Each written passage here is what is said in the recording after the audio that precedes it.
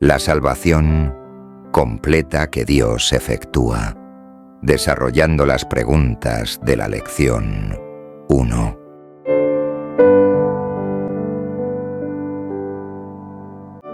¿Qué significa la salvación completa? El ser humano es un ser tripartito, es decir, posee cuerpo, alma y espíritu. Según la carta a los Tesalonicenses, capítulo 5, verso 23, leemos: «Y el mismo Dios de paz os santifique por completo, y vuestro espíritu y vuestra alma y vuestro cuerpo sean guardados perfectos e irreprensibles para la venida de nuestro Señor Jesucristo». Nuestro ser completo consiste en que el ser humano tiene cuerpo, alma y espíritu. Después de la caída del hombre, quedó contaminado por el pecado. Como resultado, estaba condenado a la muerte, pues la paga del pecado es la muerte, según el libro a los Romanos. Para una perdición completa del hombre, Dios preparó una salvación completa. Es decir, Dios nos salva total y completamente. No solo entra en nuestro espíritu humano y lo regenera, sino ahora nos sigue salvando en la esfera de nuestra alma.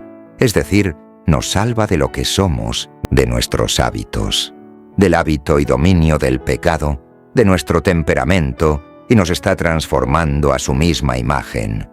Lo último en ser transformado serán nuestros cuerpos, de mortalidad a inmortalidad.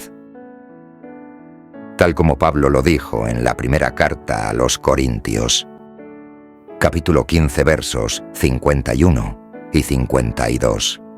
He aquí, os digo un misterio.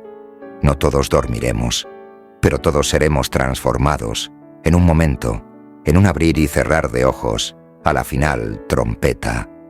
Porque se tocará la trompeta, y los muertos serán resucitados incorruptibles, y nosotros seremos transfigurados. Lo alabamos por la salvación completa que Dios efectúa a favor nuestro.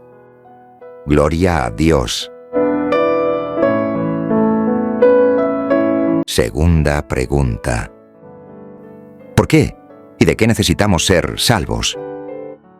Necesitamos ser salvos para que Dios cumpla su voluntad y así ser salvos de la condenación eterna. Y por otro lado, necesitamos ser salvos del pecado que mora en nosotros.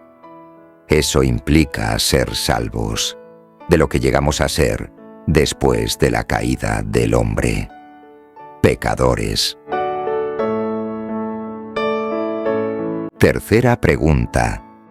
¿En qué nos introduce la salvación?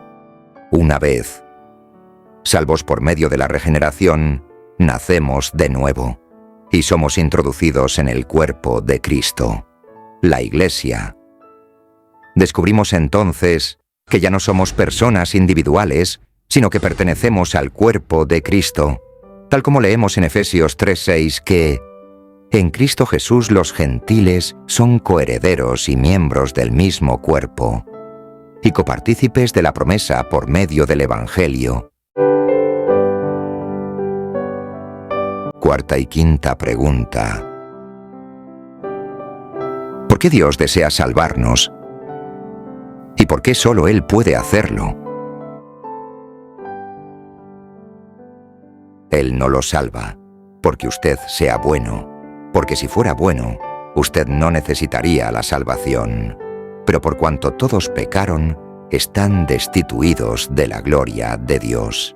Él nos salva porque ese es su deseo, su plan, que a través de todos los redimidos salvos, Él pueda llevar a cabo su propósito eterno.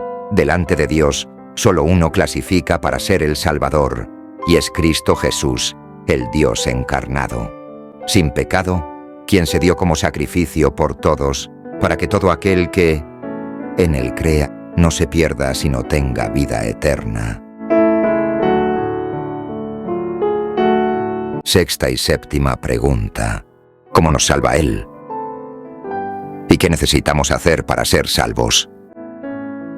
Dios se encarnó en la persona de Cristo para efectuar la redención por medio de su muerte en la cruz. El hombre lo único que tiene que hacer es creer en Él y recibirle en su espíritu. Esa salvación es por gracia, donde el hombre nada puede hacer para salvarse por sí mismo. Depende absolutamente de la gracia que Dios le concede. El que creyere y fuere bautizado será salvo. Pero para ser salvo de lo que somos, necesitamos comer de Cristo, alimentarnos con la palabra del Señor. La vida de Dios en nosotros nos capacita a negar la vida del alma, no hacer nuestra voluntad, sino la de Dios. Dios necesita nuestra cooperación para ser salvos de lo que somos, a fin de reinar con Cristo. Según Apocalipsis, y ellos le han vencido por causa de la sangre del Cordero y de la palabra del testimonio de ellos, y no amaron la vida de su alma hasta la muerte.